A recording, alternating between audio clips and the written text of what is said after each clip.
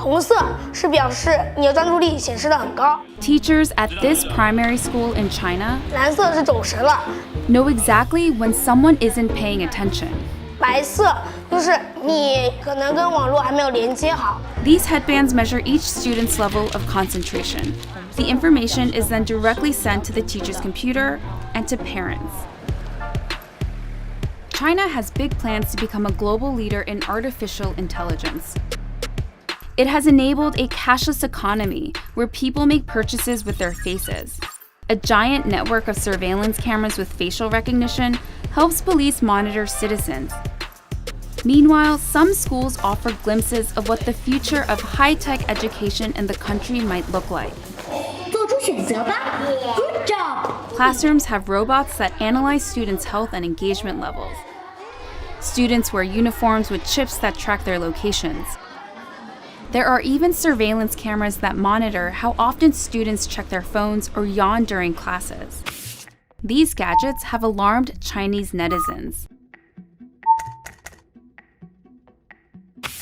But schools say it wasn't hard for them getting parental consent to enroll kids into what is one of the world's largest experiments in AI education. A program that's supposed to boost students' grades while also feeding powerful algorithms. 为了就是国家的这个研究呀、发展呀，我觉得是没有问题的。 The government has poured billions of dollars into the project, bringing together tech giants, startups, and schools. We got exclusive access to a primary school a few hours outside of Shanghai. 同学们早上好。 To see firsthand how AI tech is being used in the classroom. For this 5th grade class, the day begins with putting on a brainwave sensing gadget. Students then practice meditating. 现在想象我们眉心有一点柔和的光芒绽放。 The device is made in China and has 3 electrodes, 2 behind the ears and 1 on the forehead. These sensors pick up electrical signals sent by neurons in the brain. The neural data is then sent in real time to the teacher's computer. So while students are solving math problems, a teacher can quickly find out who's paying attention and who's not. 说明这段时间他是有点在那走神的。 A report is then generated that shows how well the class was paying attention. It even details each student's concentration level at 10-minute intervals. It's then sent to a chat group for parents. 就是他可以看到每个人的评分。 The reports are detailed, but whether these devices really work and what they exactly measure isn't as clear. We were curious if the headbands could actually measure concentration, so one of our reporters tried on the device. 但我没有感觉自己特别集中。This is a new technology with still fairly little research behind it. Theodore Zanto is a neuroscientist at the University of California, San Francisco. He was surprised to learn that this tech, called electroencephalography, also known as EEG, is being used in the classroom on children. It's usually used by doctors in hospitals and labs.